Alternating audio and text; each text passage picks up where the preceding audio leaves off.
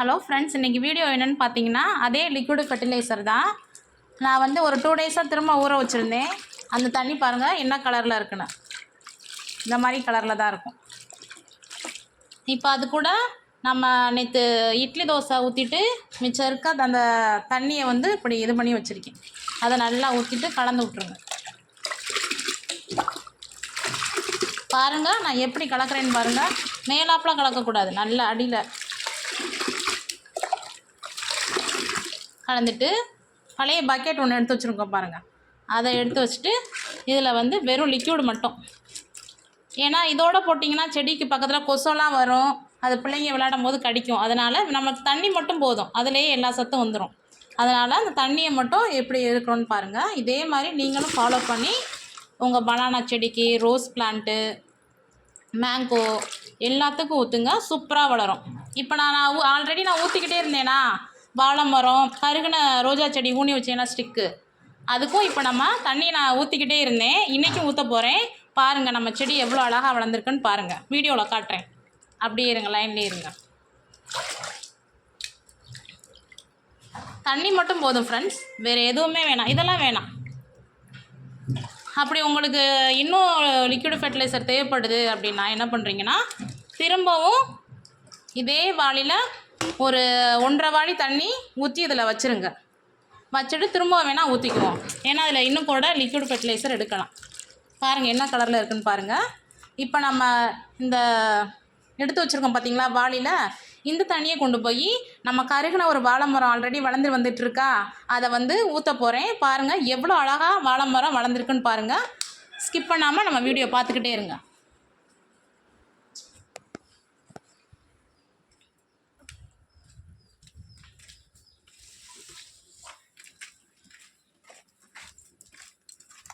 பாருங்கள் ஃப்ரெண்ட்ஸ், நம்மளோட குட்டி வாழை மரம் எவ்வளோ அழகாக இலை விட்டுருக்குன்னு பாருங்கள். அதுக்கு தான் இந்த லிக்விட் ஃபெர்டிலைசர் இப்போ ஊற்றுறேன் பாருங்கள்.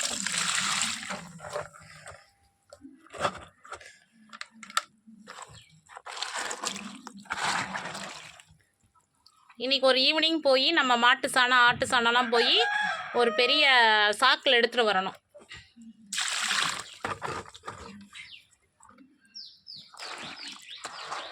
பாருங்கள் எவ்வளோ அழகாக வளர்ந்துருக்கு பாருங்கள். ஃபஸ்ட்டு கருகி இருந்துச்சா, கருகின மரம் ஃபஸ்ட்டு ஒரு இலை விட்டுருந்துச்சு பாருங்கள்.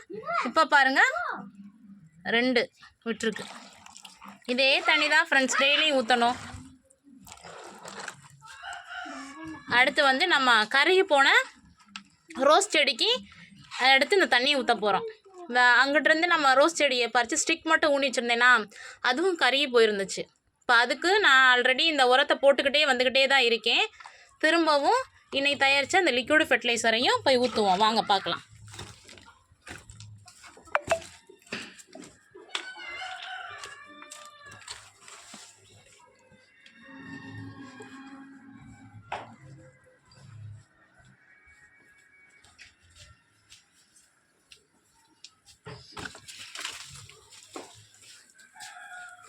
பாருங்கள் நம்ம கருகி போயிருந்த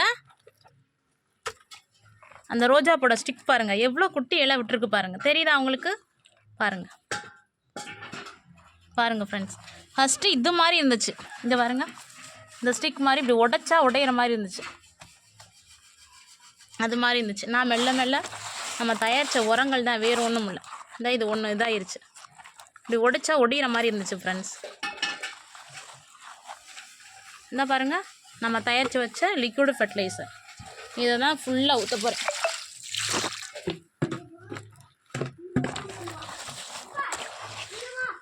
பாருங்கள் எவ்வளோ அழகாக குட்டியாக புதிய இலை விட்டுருக்குன்னு பாருங்கள். உங்களுக்கு வீடியோவில் நல்லா தெரியுதுன்னு நினைக்கிறேன். பாருங்கள் இது மாதிரி கருகி போயிருந்துச்சு நம்மளோட ஸ்டிக்கெல்லாம். இந்த உரத்தை நான் விடாமல் போட்டுகிட்டே வரேன். 2 டேஸ்க்கு ஒருக்க லிக்விட் ஃபெர்டிலைசர் நம்ம தயாரித்தது. அப்புறம் ஆல்ரெடி நம்ம இன்னொரு உரம் தயாரித்தேன் பாருங்களே, அது வந்து ஒரு 3 வீக்ஸ் ஒரு 4 வீக்ஸ் ஆகும். இப்போ அந்த உரம் தயாரித்து ஒரு 6 டேஸ் ஆகுதா. வாங்க அந்த உரத்தையும் எப்படி இருக்குன்னு பார்த்துருவோம்.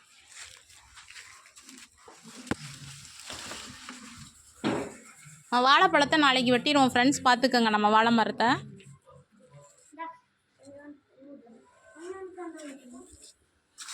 நம்ம ஒரு 6 டேஸ் 6 நாளைக்கு முன்னாடி தயாரித்து வச்ச உரத்தை பாருங்கள் எப்படி இருக்குன்னு. இப்படி தான் இருக்கும். கேரி பேக் போட்டு மூடி வச்சுருந்தோமா, அந்த கேரி பேக்கை கழட்டிட்டேன். இப்படி பாருங்கள் எப்படி இருக்குன்னு. இது நல்லா ஒரு புரட்டு, நல்லா புரட்டி விடுங்க. அடியில் கொடுத்து நல்லா புரட்டணும். நல்லா கரண்டி, கொத்தனார் கரண்டி, இது மாதிரி வீட்டில் பயன்படுத்தாத ஒரு கரண்டி இருக்குது பார்த்தீங்களா, அந்த கரண்டியை வச்சு நல்லா அடியில் கொடுத்து கிண்டுங்க. நல்லா ஒரு மாதிரி கொஞ்சம் சொதன்னு இருக்கும் ஒரு 3 வீக்ஸ் அப்புறம். அப்போ நம்ம என்ன பண்ணணுன்னா, ஒரு பழைய சாக்கை விரிச்சிட்டு இந்த சொதன்னு இருக்க நம்மளோட உரக்கழிவை வந்து அதில் கொட்டி நல்லா காய வச்சிடணும். காய வச்சதுக்கப்புறம் பார்த்திங்கன்னா நம்மளுக்கு உரம் பார்த்திங்கன்னா நல்லா ஒரு மெரூன் கலரில் அழகாக கிடைக்கும். அதை எடுத்து எவ்ரி வீக்கெண்ட் நம்ம எல்லா செடிகளுக்கும் போட்டோன்னா நான் சொன்னபடி இந்த பனானா பாருங்கள் இவ்வளோ பெருசாக காய்க்கும். இங்கேருந்து இங்கே வர காய்க்கும். பழங்களும் பாருங்கள் எவ்வளோ பெருசாக இருக்குதுன்னு. இதுதான் இந்த நம்ம க்ரீன் பனானா வளர்க்குறதோட டிப்ஸு. இதே முறையை ஃபாலோ பண்ணி நீங்களும் உங்கள் செடிகளுக்குனா போடுங்க.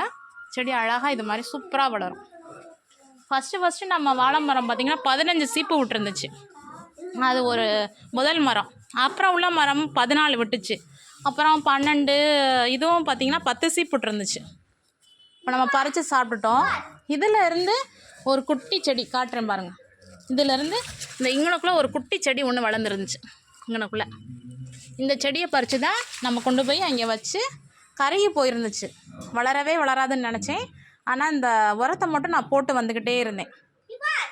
2 டேஸ்க்கு ஒருக்க தயாரித்த உரம் ஒன்று, நம்ம ஒரு 3 வீக்ஸாக தயாரித்த உரம் ஒன்று, எல்லாத்தையும் போட்டுகிட்டே இருக்கேன். இன்றைக்கி வீக்கெண்டு சண்டே ஆயிடுச்சா, ஒரு சாக்கு எடுத்துகிட்டு மாட்டு சாணம் ஆட்டு சாணம்லாம் போய் கலெக்ட் பண்ண போயிடுவேன். கலெக்ட் பண்ணிவிட்டு வந்து அதையும் வச்சுருவேன். அதை நம்ம எல்லா செடிகளுக்கும் இன்றைக்கி ஈவினிங் போட்டு விடுவேன். அவ்வளோதான் ஃப்ரெண்ட்ஸ் இன்றைக்கான நம்மளோட வீடியோ. நம்மளோட இந்த க்ரீன் பனானா எவ்வளோ அழகாக வளர்ந்துருக்கு பார்த்தீங்களா. இந்த டிப்ஸ் எல்லாம் இப்போ நான் உங்களுக்கு 1 by 1 சொல்லிகிட்ருக்கேன். இன்னும் ஒரு டிப்ஸ் இருக்குது, அதை நான் நெக்ஸ்ட்டு வீடியோவில் சொல்கிறேன். அதுவரை நம்ம வீடியோவை சப்ஸ்கிரைப் பண்ணாதவங்க சப்ஸ்கிரைப் பண்ணுங்கள். மறக்காமல் உங்கள் ஃப்ரெண்ட்ஸ் எல்லாருக்கும் ஷேர் பண்ணுங்கள். பட்டாம்பூச்சி பாருங்கள் எவ்வளோ அழகாக பறந்து போதும். மறக்காமல் பக்கத்தில் இருக்க பெல் பட்டனை கிளிக் பண்ணிடுங்க. அப்போ தான் நம்ம அடுத்தடுத்து போடுற வீடியோலாம் உங்களுக்கு நோட்டிஃபிகேஷனில் வரும். Thank you friends.